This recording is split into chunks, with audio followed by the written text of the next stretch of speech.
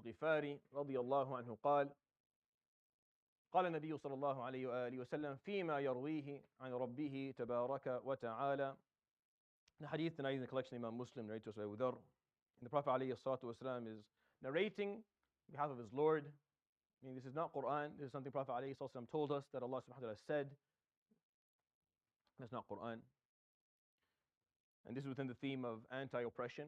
I'm going to establish for you the number of ahadith, or the number of times the Prophet ﷺ talked about this concept, and then how he taught us to deal with it when it's being inflicted on us, because there's a lot in there as well. Not only did he teach us to carry anti-oppression as a value, as a principle, but he also taught us ﷺ how to deal with it when it's inflicted on you, which I think in both, as we continue to watch and witness these atrocities in a terrified manner, probably something worth learning and worth thinking about. Not really sure what's left to say, once hospitals are being bombed. I'm not sure if there's anything that can be said. I'm not sure if I don't know what can or should be shared with people. Or I know people come to masajid looking for some degree of comfort and maybe what the imam can say, but I honestly don't know what to say. When it comes to that point, it's just you're kind of lost for words for a moment. In 2012, I shared this story earlier. I worked in a hospital that was right in the midst of the firing line between, within the Syrian revolution, civil war. And one night in the long, I would be on call for 4 or 5 nights in a row, just when you were born. And they weren't dropping bombs, they were dropping barrels of TNT. That's what they were doing. And they dropped one that was maybe less than half a kilometer away, and every single window in the hospital shattered. Every single window. All 900 windows shattered, all of them. Maybe 4 to 5 people actually ended up dying. It's a cancer hospital. It was a 7-story cancer hospital, the only cancer hospital in the oncology hospital in the country. We spent all night for 16 hours. We just would go around, because there's only 4 janitors for a hospital that has 7 floors. We'd go around cleaning the glass and stitching up the patients who were. And every time you walk into the room, you're hoping that you don't walk into a room and someone's dead, because of how bad it is. And when I watched the doctors today speak, the doctors in those hospitals speak, the shock that was in their faces and the glare in their eyes just reminded me of something that I had seen that night, and the faces of people who are working in healthcare. It's very hard to deal with. It's very hard to accept when hospitals are being targeted. It's almost impossible to comprehend. Which is why I think this hadith is even more and more important to narrate. But this is what Allah subhanahu wa ta'ala says, Jalla Jalallah, as far as the Prophet عليه الصلاة والسلام is narrating to us. قال يا عبادي إني حرمت الظلم على نفسي وجعلته بينكم محرما فلا تظالموا, or فلا تظالموا. O my servants, I indeed have prohibited myself from ever practicing oppression. No one prohibits God from doing anything. He can do whatever he wants. And honestly, the word oppression can't even be applied to God. It can't apply to God. If you think about it really philosophically, it can't apply to God. Oppression is taking away something from someone that they rightfully own. What do you rightfully own in comparison to God subhanahu wa ta'ala? What exactly is it that I rightfully own that Allah subhanahu wa ta'ala would take away from me and it's mine, he should have given it to me? Nothing. I'm owned by God himself. I am myself, everything about me, I am just his property. So really, the concept of him oppressing me doesn't even work. But Allah subhanahu wa ta'ala will go as far as saying, no, fine, I'm going to establish some form of relationship where oppression can figuratively exist, and I'm going to prohibit myself from doing it so that you can sleep well. But then the problem is not that he will oppress you, because he won't. The problem is, فَلَا تَظَالَمُوا. Don't oppress each other, and don't allow oppression to happen. The hadith is long. I'm not going to read the whole thing to you. It's very long. There's all these little things he teaches. Beautiful hadith. Go back and read it today. But the last piece, when he says this, قال يا عبادي إنما هي أعمالكم أحصيها لكم ثم أوفيكم إياها يوم القيامة فمن وجد خيرا فليحمد الله أو فليحمدني ومن وجد غير ذلك فلا يلومن إلا نفسه. He said, at the end, he summarizes at the end and says, look, the end game of this whole story of life is that you do deeds, I count them for you, I record them for you, and then I give them to you Yawm al-Qiyamah.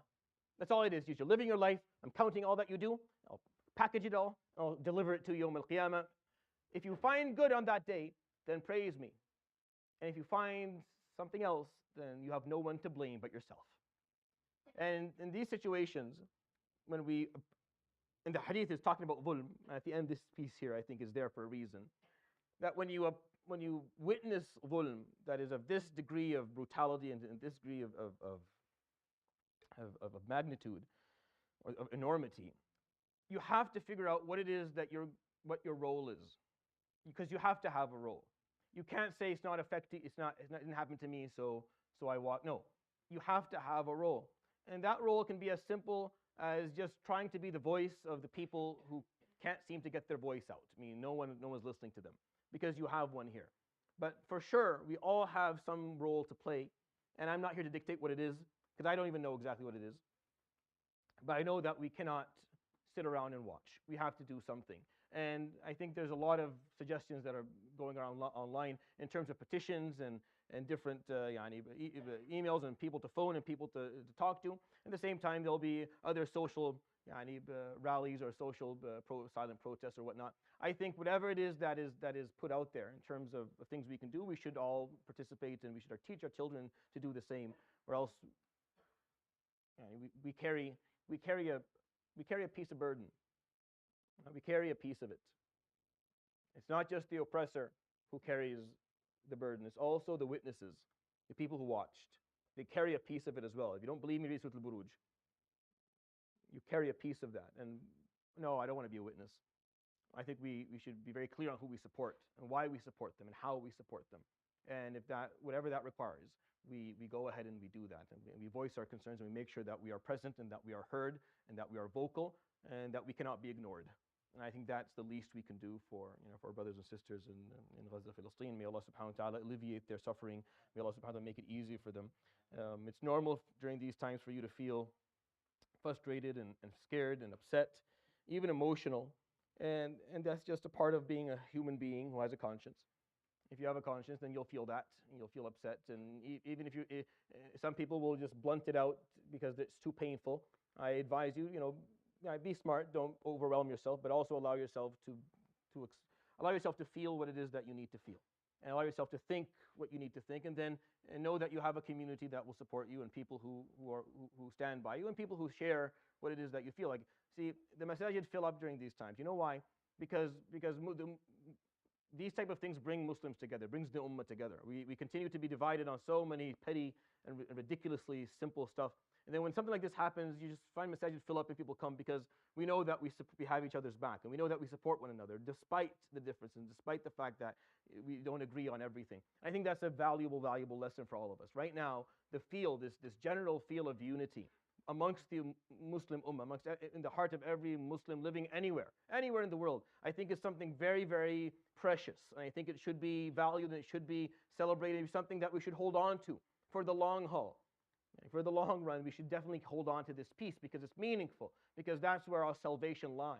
Our salvation lies in the fact that we are an ummah, we're a nation, we're a group, we're a family. We stand by one another, we support each other, and we feel each other's pain, and we grieve with each other, and that's important. And I feel like it's not to capitalize on an atrocity or a calamity, but this is what we're stuck with. We're facing this.